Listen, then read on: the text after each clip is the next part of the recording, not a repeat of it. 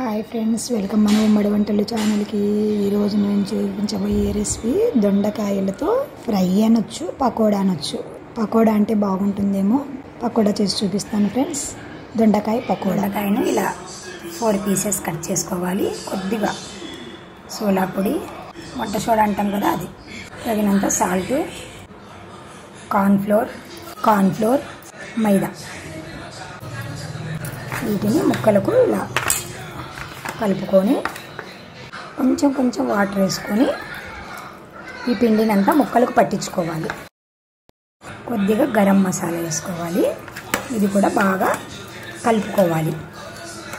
Water ఎక్కువ పట్టవండి, చూసుకొని జాగ్రత్తగా వేసుకోండి. కొంచెం చిలకరించుకోవాలి అంతే.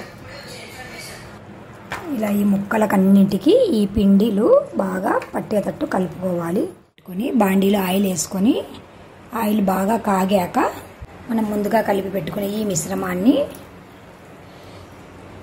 ఈ కాగుతున్న నూనెలో ఇలా కొంచెం విడదీసినట్లు వేయాలి.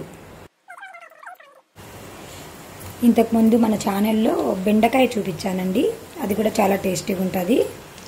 అలాగే ఇప్పుడు దొండకాయ అన్నమాట, ఇది కూడా చాలా టేస్టీగా ఉంటుంది ఫ్రెండ్స్. మీరు కూడా తప్పకుండా ట్రై చేసి మీకు ఎలా వచ్చిందో మాకు ఎప్పటికప్పుడు కామెంట్ రూపంలో తెలియచేయండి ఫ్రెండ్స్. మా ఛానల్ని మీరు ఆదరించండి ఫ్రెండ్స్. మేము ముందు ఇంకా మంచిగా చేయాలని ఇంట్రెస్ట్ను కలుగుతుంది. మీరు కామెంట్ రూపంలో కానీ ఎలాగైనా కానీ తెలియపరుస్తూ ఉంటే మాకు ముందుకు పోవడానికి ఆస్కారం ఉంటుంది ఫ్రెండ్స్. ఓకేనా ఫ్రెండ్స్? వేసిన వెంటనే కలపకుండా కొంచెం సేపు ఆగి కలిపితే బాగా ఉంటాయి ఫ్రెండ్స్. ఏవైనా కూడా వెంటనే కలపకూడదు.